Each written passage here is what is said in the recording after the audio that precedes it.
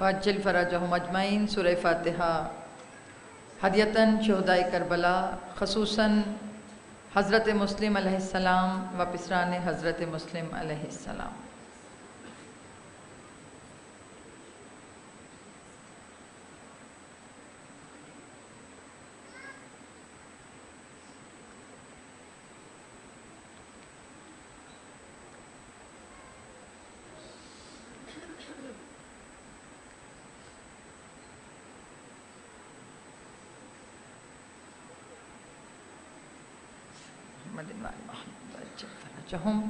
ایک اور سورہ فاتحہ پڑھ لیجئے اپنے مرحومین، بے وارث مرحومین، جتنے بھی ملت تشیع کے شہداء ہیں، ہمارے مرجع کرام ہیں، عالم دین ہیں، علماء کرام، اور خاص طور پر اس عزاخانے کے جو مرحومین ہیں اور بانیان مجلس، ان سب کے بزرگان کے لیے ایک مرتبہ الحمد اور 3 مرتبہ سورہ اخلاص پڑھ لیجئے۔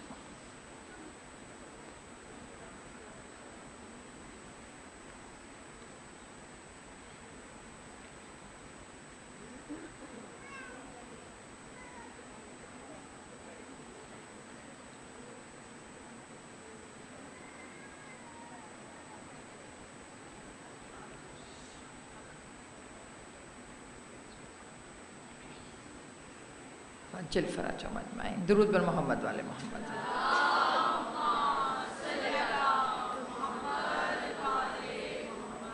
عجل فرجهم۔ اعوذ باللہ من الشیطان اللعین الرجیم۔ بسم اللہ الرحمن الرحیم۔ نحمدہ علی رسولہ الکریم، اما بعد فقد قال اللہ تبارک وتعالی فی کتابہ المتین والفرقانہ الحمید وقولہ الحق بالحق۔ صلوات۔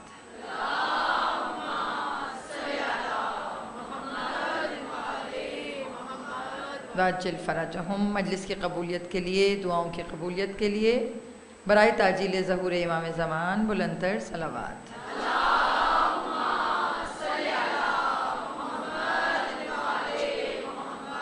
وعجل فرجهم۔ مومنات گرامی، سورہ مجادلہ کی آیہ مبارکہ 11 کے زیر اثر ہم نے اپنی گفتگو کا آغاز کیا۔ موضوع ہے تو وہی کہ جو ہمارے ہر عمل کی اساس ہے، بنیاد ہے، چاہے عبادت ہو چاہے عزاداری، ہر چیز کی بنیاد اہل بیت اطہار کی ولایت اور ظہور امام ہے۔ مطلب اگر ایجنڈا دیکھیں تو غدیر، اگر تکمیل دیکھیں تو ظہور، ٹھیک ہے نا؟ یعنی کہ یہ ولایت اہل بیت کے مکمل ہونے کا نام ظہور ہے۔ جیسے کہ سورہ مجادلہ کی جو آیت ہے، اس میں اللہ بات کر رہا ہے مومنوں سے، آپ کو پتہ ہے، اور جب بات کرتا ہے اللہ تعالیٰ تو اللہ کہہ رہا ہے کہ اللہ درجات بلند کرتا ہے، اللہ درجے بلند رکھتا ہے ان کے جن کے پاس علم ہے، جنہیں علم دیا گیا۔ یعنی کہ اگر آپ کسی بھی قسم کی بلندی چاہتے ہیں تو سب سے پہلے بلندی کا جو زینہ ہے وہ جاننا ہے، علم حاصل کرنا۔ اگر اس آیت کی تفسیر میں جائیں تو اس تفسیر میں علماء نے لکھا ہے کہ یہاں مراد اولی العزم پیغمبر، انبیاء اور ائمہ معصومین ہیں کہ جن کو اللہ نے بہترین علم دیا۔ اس کے بعد اللہ نے آگے ہم سے بات کی اور ہم سے کہا کہ واللہ تعملون خبیر، کہ اللہ ہر اس عمل کی خبر رکھتا ہے جو تم کرتے ہو۔ یعنی کہ اللہ نے ہم سب کو پکڑا، تھاما اور ایک ہمیں وارننگ دے دی کہ تم یہ نہ سوچو کہ میں کچھ جانتا نہیں ہوں، مجھے سب چیزوں کا پتہ ہے۔ اب یا رسول اللہ، نبی پاک صلی اللہ علیہ وآلہ وسلم، درود پڑھیے۔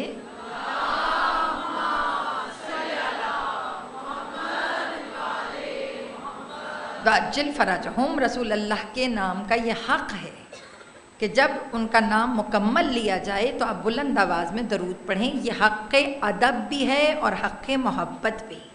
اور میری بات یاد رکھیے گا، رسول اللہ کی محبت پہ کوئی کمپرومائز نہیں نا۔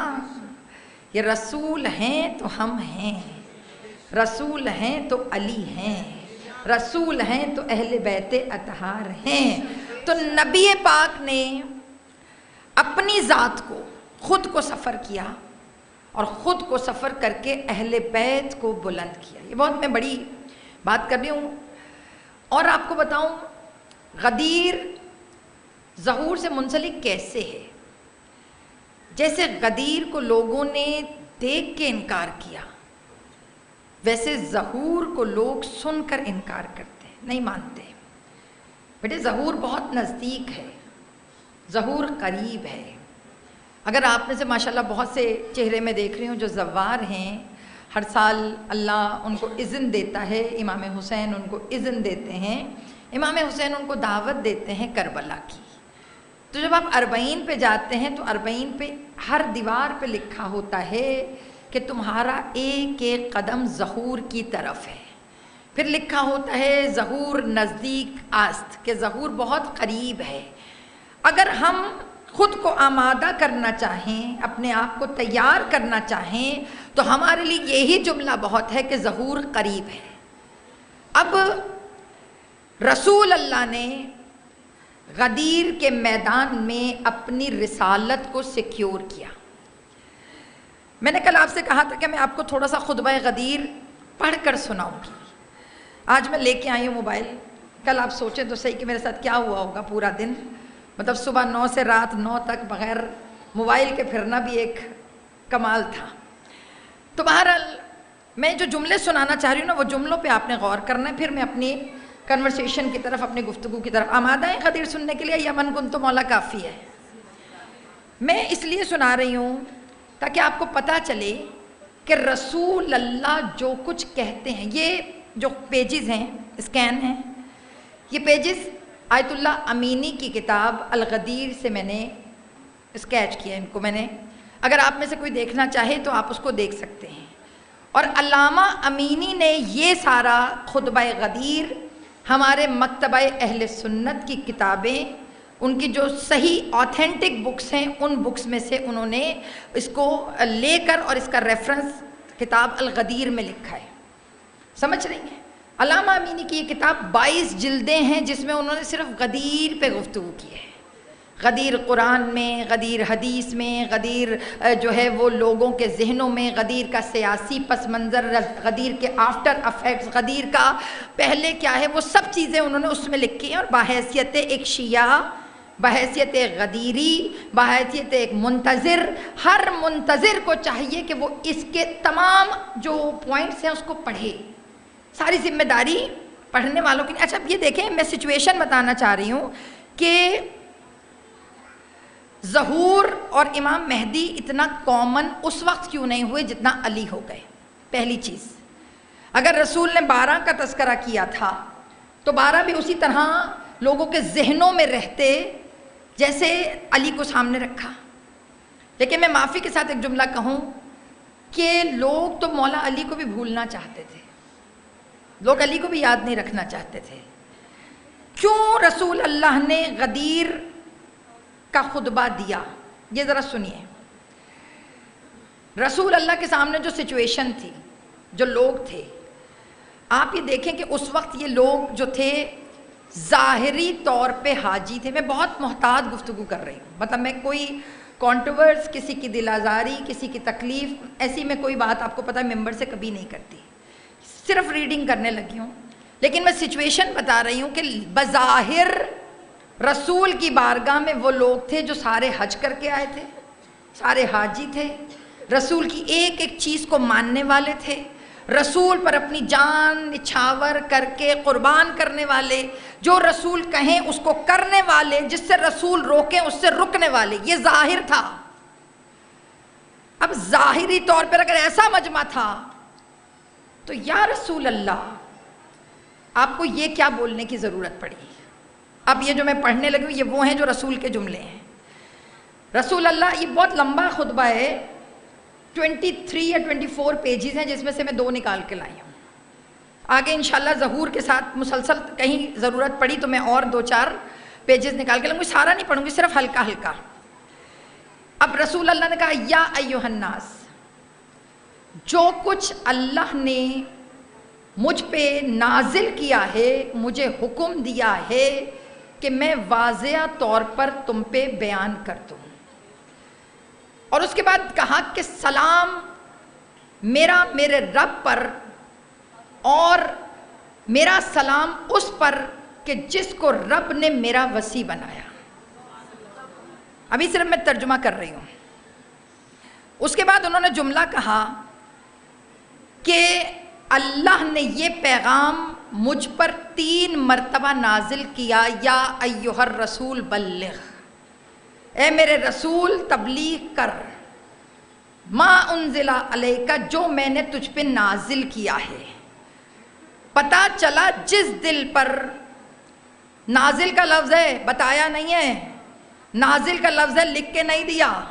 ما انزلہ کا لفظ ہے، آیت میں ایک لفظ بھی اپنی طرف سے نہیں کہہ رہی.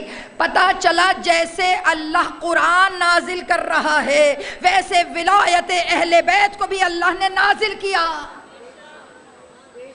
اور عقیدہ یہ ہے، اگر آپ ہمارے برادران کا بھی عقیدہ دیکھیں تو اس میں کہا ہے کہ جو کچھ اللہ نے ان کا، اگر جب آپ جیسے ہم اصول دین پڑھتے ہیں، اگر میں غلط ہوں تو میرا کوئی برادر یا کوئی میری بہن میری تصحیح کر سکتی ہے. جیسے ہم اصول دین پڑھتے ہیں، توحید، عدل، نبوت، امامت، قیامت ہم پڑھتے ہیں نا، ہمارے ایسے ہیں. تو اس طرح ہمارے برادران کے بھی اصول دین ہیں.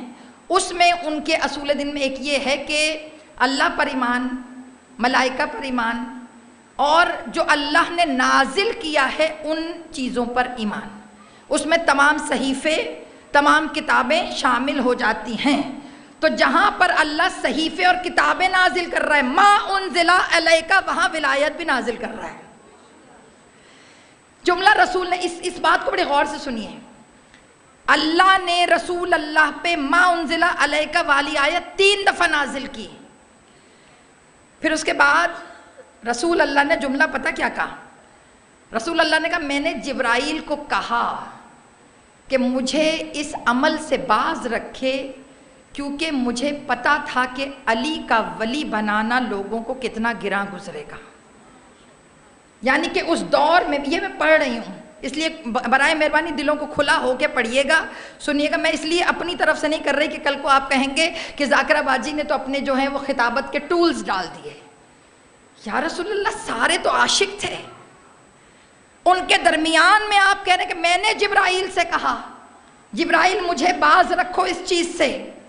جب کہا میں نے کہ جبرائیل مجھے باز رکھو تو اللہ نے 3 دفعہ غدیر کے میدان میں اس آیت کو نازل کیا. اور آیت نازل کر کے اللہ نے کہا واللہ یعصمک بالناس، اللہ تمہیں لوگوں کے شر سے محفوظ رکھے گا، مگر میرے حبیب آج ولایت کا اقرار کروا. بڑا اہتمام اللہ نے کیا. اس کے بعد رسول اللہ نے کہا میں جانتا ہوں کہ میرا یہ بولنا تم میں سے بہت لوگوں کی تباہ پہ ناگوار گزرے گا، لیکن میں کیا کروں کہ مجھے اللہ نے حکم دیا ہے کہ میں تم تک وہ پہنچا دوں کہ جس کے پہنچانے کے بعد دین بھی محفوظ ہے اور شریعت بھی محفوظ. یہ پہلا ایک صرف صفحہ پڑھا ہے میں نے بھی.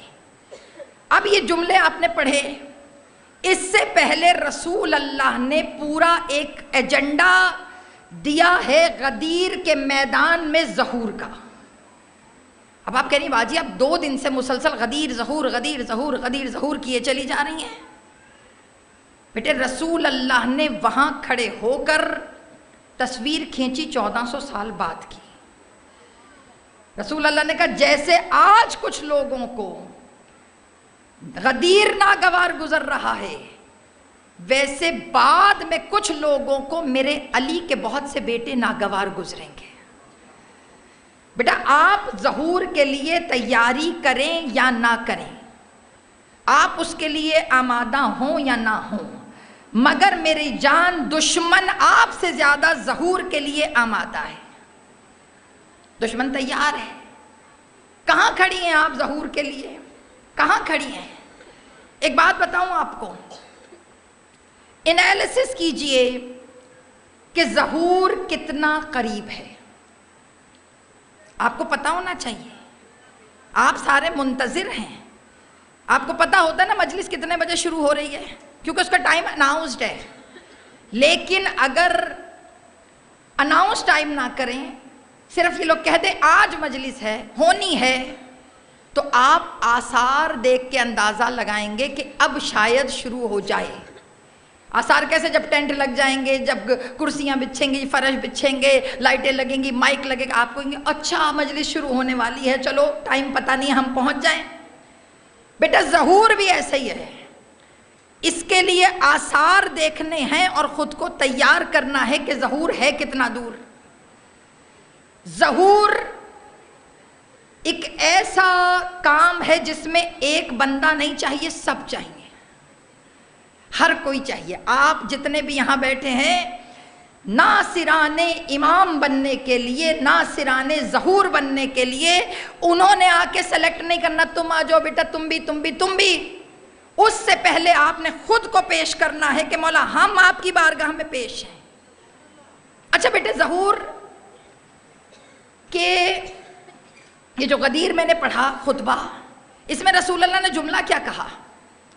رسول اللہ نے کہا کہ اللہ نے مجھ پہ نازل کیا کہ میں تم تک پہنچاؤں۔ کل میں نے عرض کیا تھا 3 آیتیں تواتر کے ساتھ غدیر کے میدان میں اتری، ایک الیوم اکملتو، ایک یہ والی آیت، اور ایک سورہ معارج کی جس میں عذاب اتارا گیا۔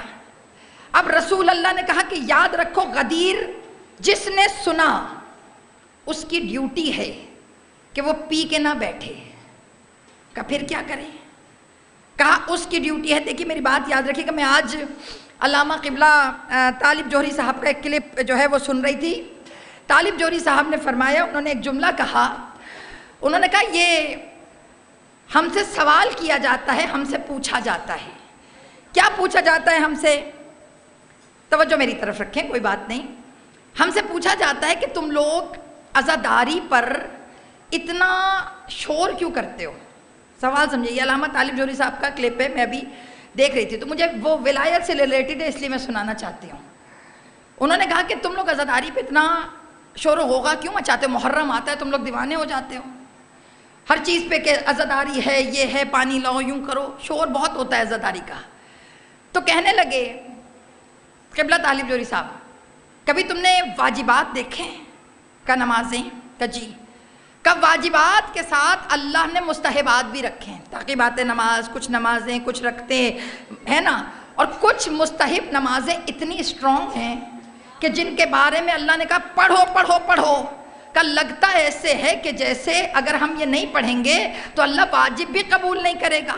درود پڑھیے محمد والے محمد۔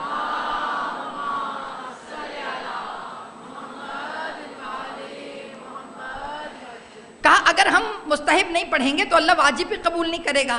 کبھی کبھی ایسے نماز شب ہے، نماز جعفر تیار ہے، نماز فجر کی تعقیبات کی بہت تاکید ہے کہ اس کی جو مستحب نماز کی 2 رکھتے ہیں وہ آپ ادا کریں۔ تو کہا کہ کبھی کبھی مستحبات اتنے زیادہ آپ لوگ فوکس کرتے ہیں کہ لگتا ہے جیسے واجب کو قبول کرانے کے لیے کرنا ہے۔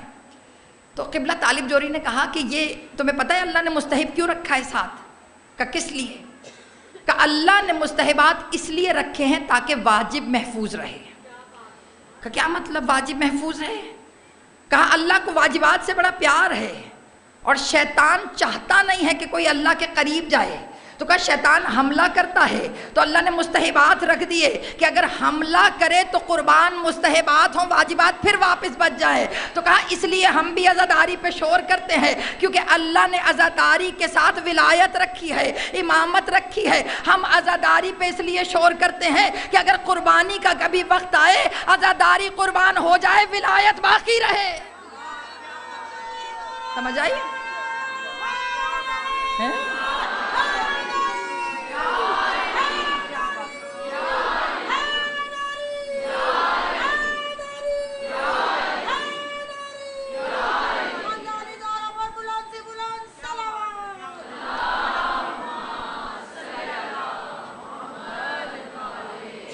خدا غری کے جنت کرے قبلہ طالب جوہری صاحب کو، اساسات ہے ہمارا، بہت جواز ہے ان کا، بہت جواز۔ کہا کہ شیطان حملہ کرتا ہے واجب پر کہ بندہ واجب کے قریب نہ آئے، تو اللہ نے واجبات کو مستحبات میں گھیر دیا۔ مستحبات جو ہیں وہ سیکیورٹی چیک ہے۔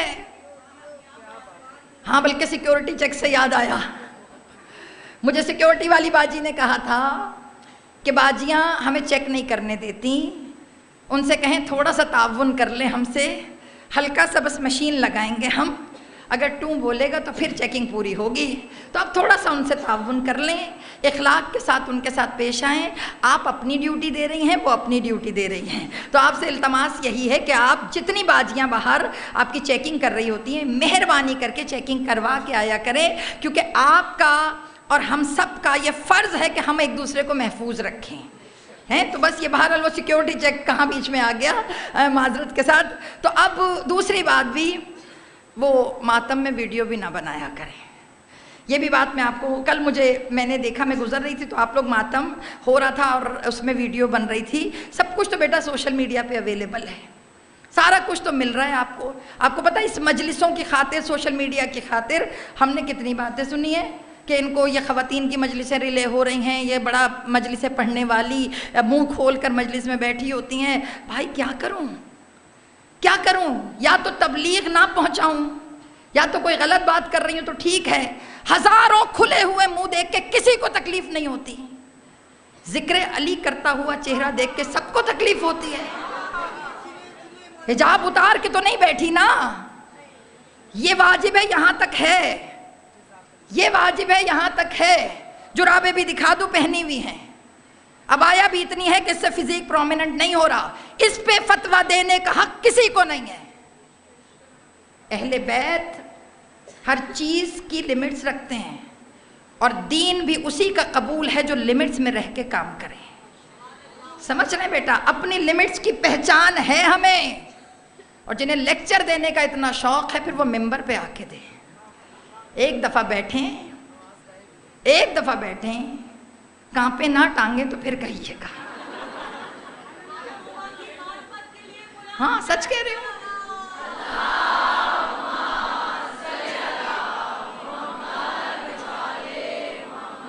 بیٹا مستحبات سیکیورٹی چیک ہے، اہل بیت نے تمہیں اپنے آپ سے جوڑنے کے لیے پتا تھا شیطان نے کرنا کیا ہے، شیطان تمہیں واجب بھی کرنے نہیں دے گا، اللہ نے اہل بیت کے ذریعے سکھا دیا کہ تم تعقیبات پڑھو، تم واجبات پڑھو، کہ اگر کبھی حملہ ہو تو بم باہر ہی پھٹ جائے، اندر واجب تک نہ آئے۔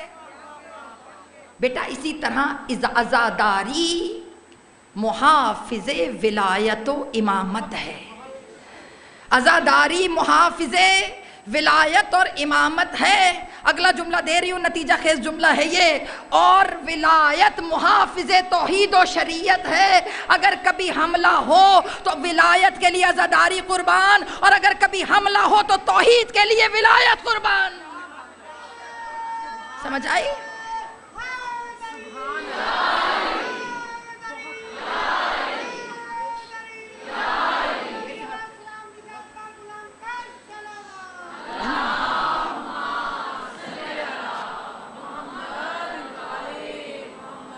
توحید ہماری پرائورٹیز ہیں، اللہ کی معرفت ہماری پرائورٹی ہے، اور توحید پر کوئی کمپرومائز نہیں، اور توحید کے تحفظ کا نام غدیر ہے، اور توحید کے دنیا میں عام ہونے کا نام ظہور ہے۔ سمجھ رہی ہیں؟ جب ظہور ہوگا انشاءاللہ تو ظہور میں نہ کوئی عیسائی رہے گا، نہ کوئی ہندو رہے گا، نہ کوئی مجوسی رہے گا، نہ کوئی یہودی رہے گا۔ جب امام آئیں گے تو آنے کے بعد سب سے پہلے امام سب کے سروں پر توحید کا تاج سجائیں گے۔ توحید کی فتح کا نام ظہور امام ہے، دین کی تکمیل کا نام غدیر ہے۔ رسول اللہ نے بتایا، رسول اللہ نے کہا خود کو اللہ کے کاموں میں شامل کرو، ظہور کے کاموں میں خود کو شامل کیجئے۔ بیٹا رسول اللہ نے ایجنڈا دے دیا غدیر میں۔ ہمارے اکثر پڑھنے والے خطبہ، میں خود خطیبہ ہوں، پڑھنے والے جو خطبہ ہیں وہ اکثر اس آیت کو بڑا چٹخارے سے بیان کرتے ہیں، معذرت، چٹخارے سے کیسے بیان کرتے ہیں کہ اللہ نے رسول اللہ کو نعوذ باللہ تڑی کرا دی۔ کیا تڑی کرائی؟ کہ رسول اگر تم نے علی کی ولایت کا اقرار نہیں کیا تو گویا تم نے رسالت کا کوئی کام ہی نہیں کیا، ہے نا؟ یعنی کہ یہ کہنے والی بات ہے، لیکن یہی فرق ہے لڑوانے والے ممبر میں اور سمجھانے والے ممبر میں۔ ممبر بھی دو طرح کے ہیں، ایک آپ کے ذہنوں میں تیلی لگا کے نکل جاتے ہیں اور اس کے بعد آپ اس تیلی کی آگ کو لے کر ادھر ادھر پھرتے ہیں اور لگانے والے ملتے بھی نہیں۔ پھر آپ باقیوں سے پوچھتے باجی وہ میں نے پرسوں فلاں باجی کی مجلس سنی تھی، وہ یہ کہہ کے گئی تھی۔ باجی وہ کہہ گئی، جو کہہ کے گئے وہ ذمہ دار ہے۔ میں نے کہا میں ذمہ دار ہوں، آپ مجھ سے پوچھ سکتی ہیں، مگر کسی اور ذاکرہ کی مجلس کے بارے میں آپ مجھ سے کیوں پوچھ رہی ہیں؟ آپ ان سے پوچھیں۔ لیکن بیٹے ایک بات سمجھیے گا، اللہ نے غدیر کا مقصد پتہ کیا دیا؟ اس کا یہ مطلب نہیں کہ رسول نے نعوذ باللہ کوئی کام ہی نہیں کیا، اگر علی کی ولایت نہیں تو خدا نہ خواستہ اللہ نہ کرے رسول اللہ کی ساری نبوت بیکار ہے۔ نہیں بیٹا، اللہ رسول سے بڑی محبت کرتا ہے، اللہ رسول سے بڑا پیار کرتا ہے۔ اللہ نے رسول سے پتہ کیا کہا؟ اے میرے حبیب یہ کرو، اقرار کرواؤ ان سب سے، اگر تم نے یہ نہ کیا تو گویا تو نے کوئی کار رسالت نہ کیا۔ آیت ہے، آیت یہی ہے، لیکن اس کا یہ مطلب نہیں کہ اللہ پانی پھیر رہا ہے۔ اللہ بتا رہا ہے میرے حبیب اگر یہ نہ کیا تو جو تم نے پچھلا سب کچھ کیا ہے نا سب مٹا دیں گے۔ اے میرے حبیب یہ جو سب کو تو نے سکھایا پڑھایا یہ سارے کے سارے بدل دیں گے۔ تبھی نیچے اللہ تعالیٰ جو دوسری آیت میں نے پڑھی ہے اس کے نیچے اللہ تبھی تو کہہ رہا ہے واللہ تعملون خبیرا، اللہ ہر اس چیز کو جانتا ہے جس پہ تم عمل کرتے ہو، تمہارے ہر عمل کی پہچان ہے اللہ کو۔ اللہ دلوں میں، جب کہا تھا نا جس کا میں مولا اس کا علی، بڑے لوگوں نے نظریں چھپا لی، کوئی کھجور کے درخت کے پیچھے، کوئی چٹان تھی اس کے سائڈ پہ، کہیں 5-6 لوگوں کا جھمگٹا آپس میں ایسے باتیں کر رہے جیسے ہم نے تو سنا ہی نہیں۔ رسول اللہ نے بھی ایک ایک کو بلایا۔ رسول نے کہا وہ جو پیچھے کھجور کے پیچھے ہے نا، باہر آؤ، وہ جو 5-6 باتیں کر رہے ہیں، میں بات کر رہا ہوں مجھے سنو، یہ جو پہاڑی کے پیچھے آپ بھی تشریف لائیے یا رسول اللہ۔ پھر اس کے بعد آخری عورت وہ آنٹی اینڈ والی، آپ کو نظر آ رہی ہوں میں؟ رسول نے بھی ایسے ہی کیا۔ رسول نے ایک ایک سے کہا کہ دیکھو، کہا یا رسول اللہ اتنا سیکیور کیوں کر رہے ہیں؟ کہا میں علی کو سیکیور نہیں کر رہا، میں دین الہی کو سیکیور کر رہا ہوں۔ یہ نہ سوچئے کہ سارا غدیر کا ایونٹ علی کے لیے رسول اللہ نے سجایا۔ خدا کے واسطے رسول کے کاموں کو رشتہ داری کے لبادے میں ڈال کر چھوٹا نہ کیجئے۔ اللہ کا رسول بغیر وحی کے کوئی کام نہیں کرتا۔ رسول اللہ نے محافظ ایک نہیں بنایا، رسول نے 12 کا لشکر دیا۔ یا رسول اللہ کیوں؟ کہا جب تک دین رہے گا تب تک محافظ رہے گا۔ اور ولایت امام زمان ہو یا ولایت علی، دونوں سیکیور کرتے ہیں، سیکیور۔ رسول اللہ نے اس کے بعد جب لوگوں کے چہرے دیکھے، اس خطبے کے بعد چہرے دیکھے لوگوں کے، امپریشنز رسول کی سمجھ میں آ گئے۔ رسول اللہ نے پتہ کیا جملے کہے؟ کہنے لگے کچھ باتیں تو علی میں ہیں جو خدا کی نظر علی پہ پڑی، اور کہا جو علی میں ہے وہ علی کے سب بیٹوں میں ہے۔ یہ یا رسول اللہ ہر جگہ سب بیٹے، کہا علی ہمیشہ باطل کے سامنے ڈٹا رہا۔ جب تم آگے رسول نے کمپیریزن بھی دیا، جب تم لوگ شش و پنج میں تھے کہ کرنا کیا ہے، تب علی صراط مستقیم پہ کھڑا تھا، اسے پتا تھا کہ کرنا کیا ہے۔ اچھا پھر رسول اللہ نے، روایتوں کے جملے ہیں، رسول اللہ نے جب کمپیریزن دیا تو اس انداز سے دیا، جب کلمہ پڑھنے کے لیے تم لوگ سوچ رہے تھے، علی پیدا ہی اس کلمے پہ ہوا جو میرے سینے میں محفوظ تھا۔ یہ دعوت ذوالعشیرہ میں آپ کر کے چاہے جتنا مرضی کیٹیگرائز کر دیں کہ بچوں میں یہ لایا، بڈھوں میں وہ لایا، عورتوں میں یہ لایا، کوئی فرق نہیں ہے۔ سب سے پہلے دیکھیں کھڑا کون تھا رسول کے ساتھ۔ سب سے پہلے رسول اللہ کمپیریزن دے رہے ہیں۔ پھر رسول نے کہا مجھے پورے مدینہ و مکہ میں علی سے زیادہ امانت دار کوئی نظر نہیں آیا۔ شب ہجرت جب امانت دی تھی تو کہا پورے اس میں امانت دار کوئی نظر نہیں آیا۔ کہا یہ جتنی سارے فضائل علی کے ہیں یہ علی کے بیٹے کے بھی ہیں. اس کے بعد رسول اللہ نے عجیب جملہ کہا کہ جیسے علی کا ساتھ ضروری ہے ویسے 12ویں کا ساتھ بھی ضروری ہے. اب آپ لوگوں کو کتنا افسوس ہوتا تھا ہم غدیر میں نہیں تھے. ہائے مولا کاش ہم غدیر کے میدان میں ہوتے, ہم بھی آپ پہ جان نچھاور کر دیتے. تو مولا نے کہا پریشان نہ ہو, تمہارا غدیر تو یہ ہے, آپ جس میدان میں کھڑی ہیں آپ کا علی پردے کے پیچھے موجود ہے, اور جس میدان میں آج آپ یہاں بیٹھی ہیں میدان عمل آپ کا غدیر ہے. اب بتائیں کرنا کیا ہے؟ ظہور آیت اللہ فاطمیان ہمارے بہت بڑے عالم ہیں. آیت اللہ فاطمیہ ابھی 2 مہینے پہلے ان کا انتقال ہوا. فاطمینیہ, ان سے کسی نے پوچھا کہ ظہور کتنا ٹائم رہ گیا. جیسے ابھی میں آپ سے کہہ رہی ہوں نا, سرکم ٹرانسس کو دیکھیے اور پہچانیے کہ ظہور میں کتنا ٹائم ہے. ہم آبزرو نہیں کرتے, ہم بڑے مزے سے سکون کی زندگی, میرا گھر, میرے بچے, میری دنیا, میرا لائف سٹائل. زمانے کو بھی تو دیکھیں کہ ظہور ہے کہاں, کتنی نزدیک ہے. بیٹا ایک بات بتاؤں آپ کو, یہ یہودی جو ہے نا ہمارے, اسرائیل, کچھ عرصے میں آپ دیکھ رہے ہیں کہ ہر چیز کتنی چینج ہوئی ہے. آبزرو کیا یا نہیں؟ وہ بھی ابھی جو نوروز پہ رہبر معظم علی خامنائی انہوں نے ایک لیکچر دیا تھا, کبھی سن لیا کریں, کوئی مسئلہ نہیں ہے. صدر پیوٹن, روس کا صدر, ان کا لیکچر سنتا ہے. ہم تو پھر مسلمان ہیں, سننے میں حرج نہیں, وہ لگا کے سنتا ہے. وہ کہتا ہے دنیا کا کوئی لیڈر تقریر کرے مجھے کنسرن نہیں ہے, مگر یہ جو ایران والا ہے نا جب یہ کرے تو اس کی ٹرانسلیشن فوراً مجھے کر کے بتایا کرو. کیونکہ اگر ذرا سا بھی یہ دیر کر دے نا میں سننے میں تو مجھے حالات کا پتہ نہیں چلتا, زمانہ جا کدھر رہا ہے. سنا کریں. انہوں نے پتہ کیا جملہ کہا؟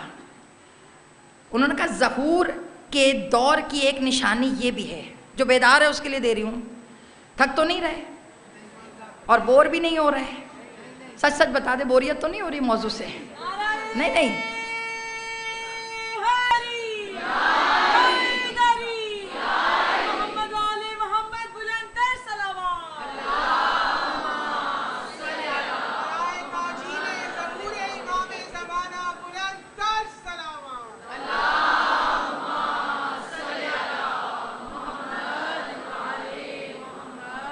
سمجھ رہی ہیں؟ آبزرویشن, ویجیلنٹ, بیدار ذہن ظہور کے لیے آمادہ ہے. جن کو کسی کام سے کوئی تعلق نہیں, مزے لگے موجے لگی ہیں, بیٹا نہیں, اب آپ کو بیدار ہونا ہے, اب آپ کو جاگنا ہے. جملہ دے رہی ہوں بیدار ذہن کے لیے. ابھی جو رہبر معظم نے پچھلے دنوں تقریر کی, انہوں نے جملہ پتہ کیا کہا؟ انہوں نے کہا محتاط ہو جاؤ کہ ظہور کا زمانہ نزدیک ہے, اور جب ظہور نزدیک ہوگا, سنیے گا, جب ظہور نزدیک ہوگا, نشانیاں میں بتا رہی ہوں, پوائنٹس آپ خود ڈھونڈ کر نشان لگائیے گا کہ ظہور کتنا دور ہے. کہا جب ظہور نزدیک ہوگا تو کرداروں پہ سے خول اترنا شروع ہو جائیں گے. کہا نہیں سمجھ آئی؟ کہا نہیں, ان کی بات کر رہی ہوں. نہیں سمجھ آئی؟ میں نے کہا تھوڑا کھولیں. انہوں نے کہا جو مومن ہوگا وہ کھل کے نظر آئے گا کہ یہ مومن ہے, اور جو منافق ہوگا وہ بھی اب ایمان کے پیچھے چھپ نہیں سکے گا, کھل کے نظر آئے گا یہ منافق ہے. انہوں نے کہا ظہور کی یہ نشانی ہے. یہ میں بندوں کی بات نہیں کر رہی, چھوٹی چھوٹی باتیں تو میں کر ہی نہیں رہی, تھوڑا اوپر لیول پر, ذرا تھوڑا اوپر آئیے. اب آ کر دیکھیے کہ ان 6 مہینوں میں ملک کی حالت کیسے بدلی ہے. میں ممبر کو کبھی سیاسی گفتگو نہیں کرتی, لیکن اب بات ظہور ہے تو میں اپنے ملک کو کیوں نہ دیکھوں, جن پہ آنکھیں بند کر کے آپ یقین کرتے تھے چہروں کی نقابیں اتری یا نہیں اتری. کبھی کسی نے سوچا نہیں تھا کہ ہمارے ملک میں بھی ایسا ہو سکتا ہے. بس اس سے زیادہ نہیں کھلوں گی, پتہ چلا غائب ہی ہو جاؤں کل. سمجھ رہی ہیں. منافق کھل کے سامنے آئے گا, مومن کھل کے سامنے آئے گا. یہ میں پولیٹیکلی گفتگو نہیں کر رہی، ظہور پہ کر رہی ہوں، لیکن ظاہر آبزرویشن تو کر رہی ہوں نا اپنے ملک کی۔ ہمارے ملک میں جیسے حالات گزشتہ 5 مہینوں میں 6 مہینوں میں ہوئے، آج تک میں نے اپنے ملک میں ایسے حالات نہیں دیکھے۔ پتا چلا جنہیں مومن سمجھتے رہے، ظہور نے آ کر ان کے چہروں کی بھی نقابیں ہٹا دی۔ اب یہ اداروں کی بات نہیں کر رہی، اب افراد کی بات ہے۔ محتاط ہو جائیے آپ سارے کہ اب اللہ تعالیٰ کھولنے پہ آ گیا ہے، جو مومن ہے وہ نظر آئے گا، جو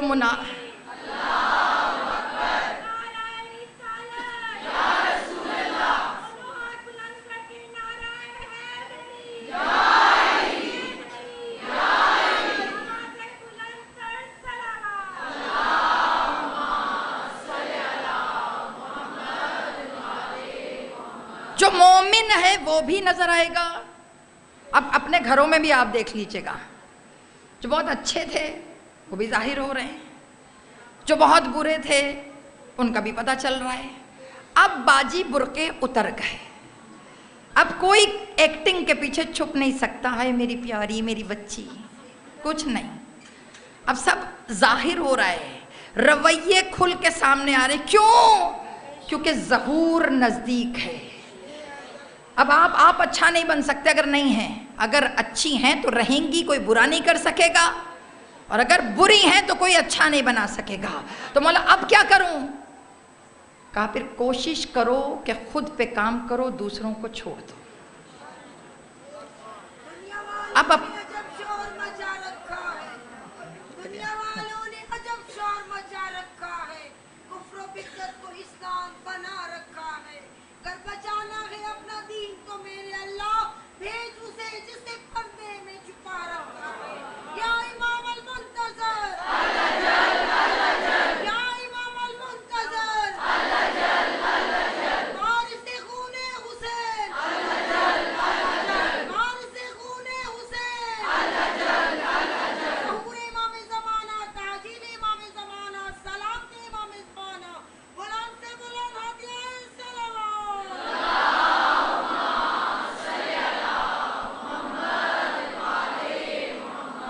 وَعَجِّلْ فَرَجَهُمْ سمجھ رہی ہیں؟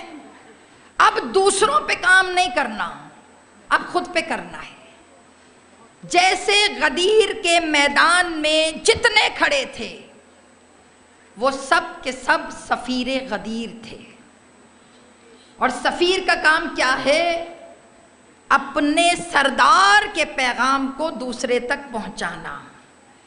ویسے ہی آپ جتنے یہاں بیٹھے ہیں سب کے سب سفیر ظہور ہیں۔ آپ کا کام کیا ہے؟ میں اس میں کسی کو چھٹی نہیں ہے۔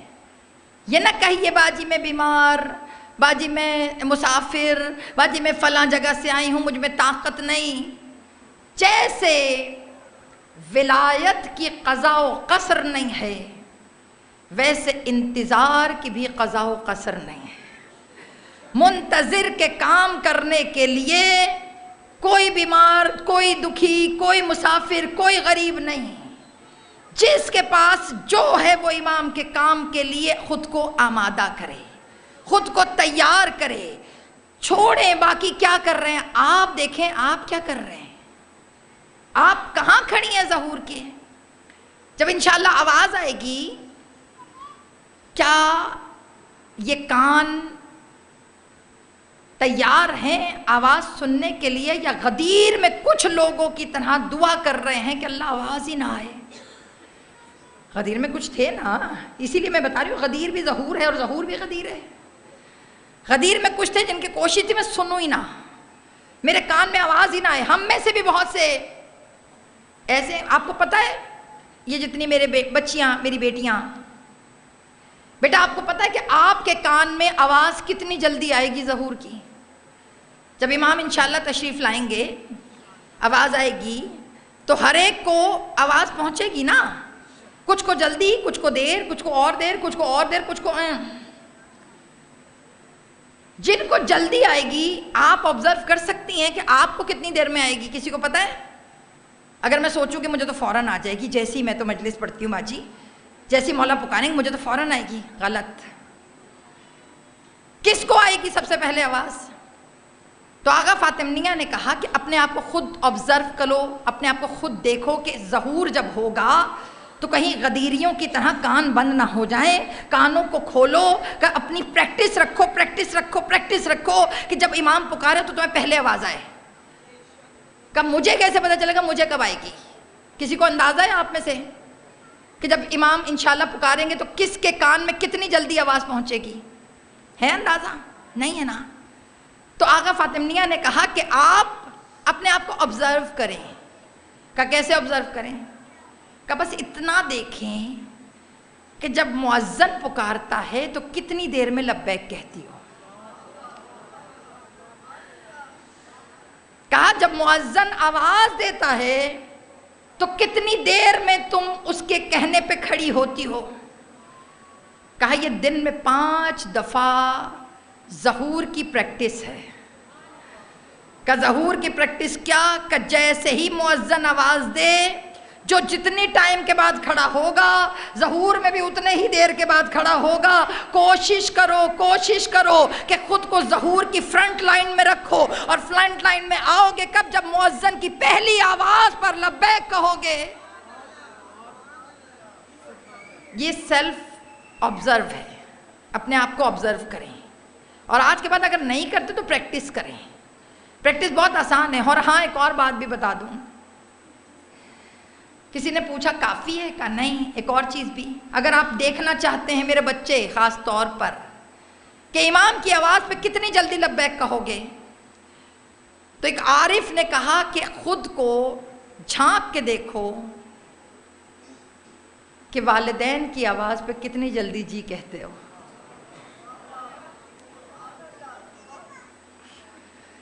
غلط تو نہیں ہو گئی بات؟ دعا دو ہینڈ فری کو، جس نے تمہارے کانوں کو بھی وہ غدیری لوگوں کے کان بنا دیا۔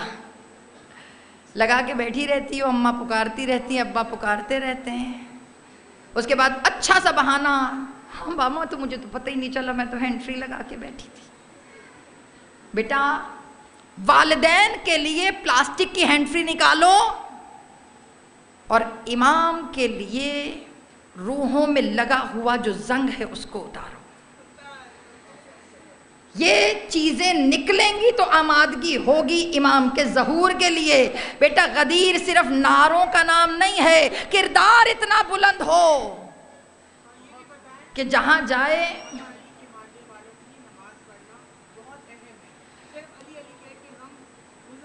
جزاک اللہ۔ یہ انشاءاللہ کل میں موضوع کی طرف آؤں۔ کیوں؟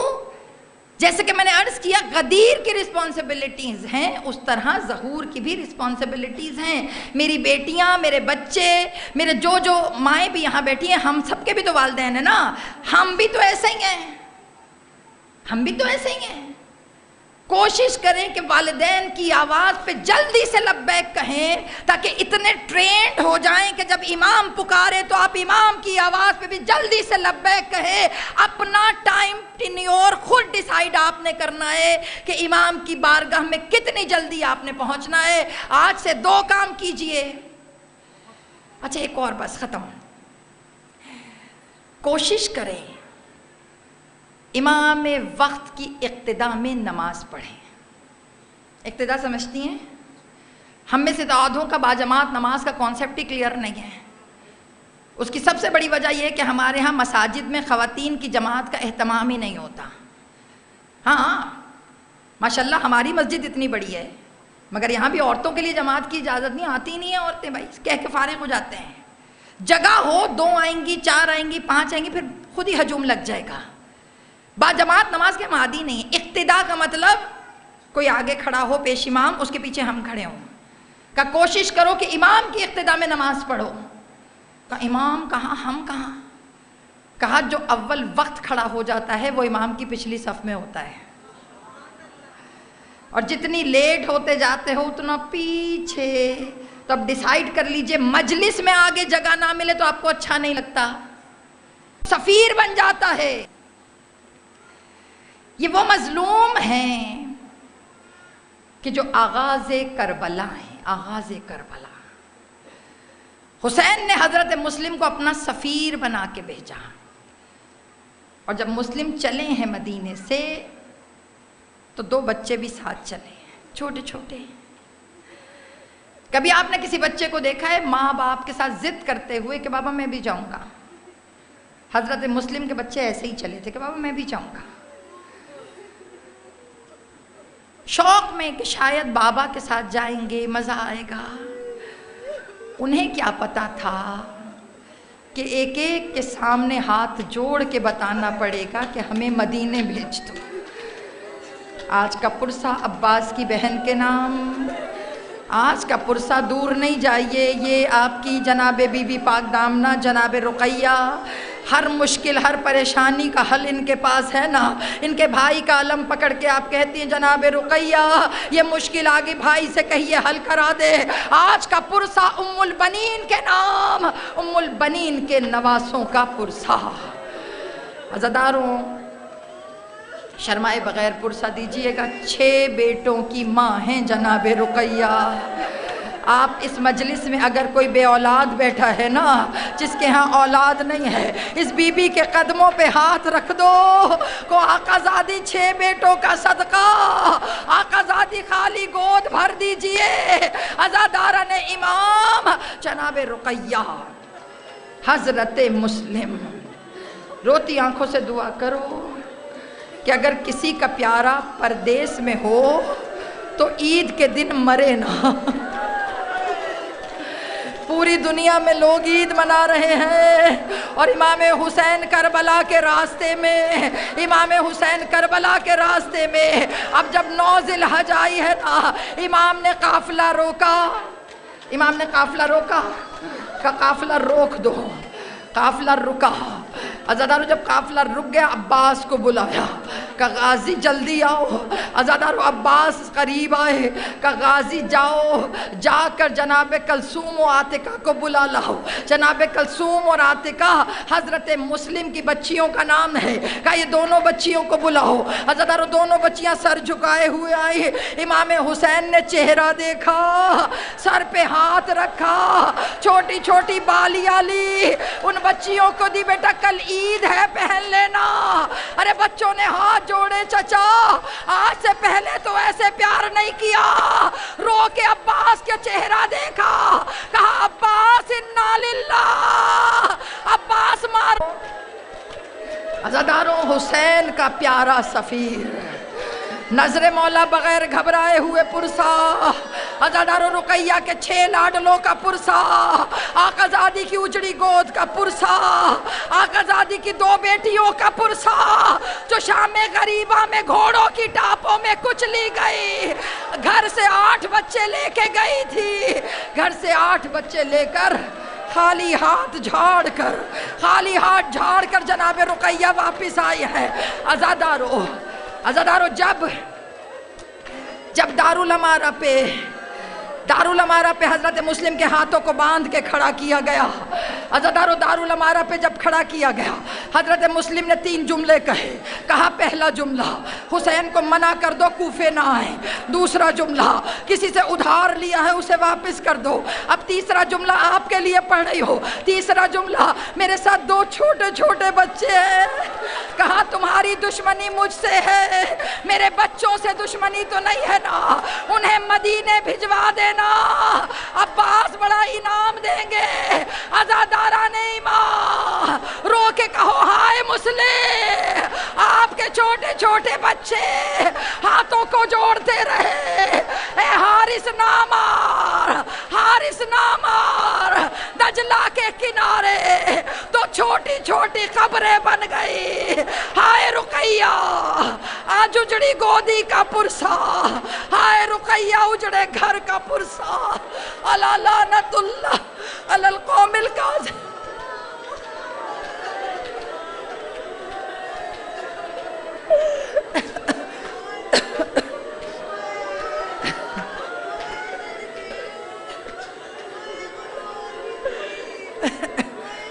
اجرکم اللہ، اجرکم اللہ، خدا کربلا لے کر جائے، خدا آپ کو اذن زیارت دے۔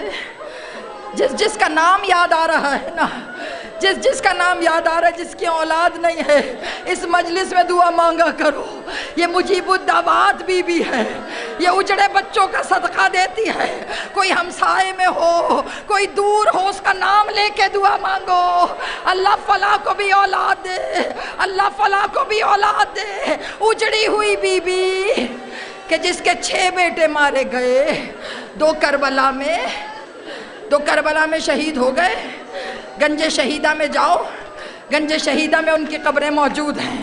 2 بچے مسیب میں، اکیلی قبریں، چھوٹی چھوٹی قبریں دور، مسیب میں 2 چھوٹی چھوٹی۔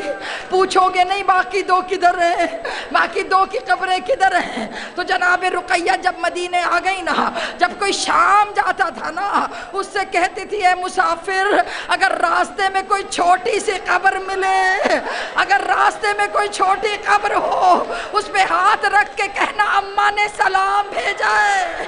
کہا اونٹ سے گر گئے میرے بچے، میں تڑپتی رہ گئی، میں روتی رہ گئی۔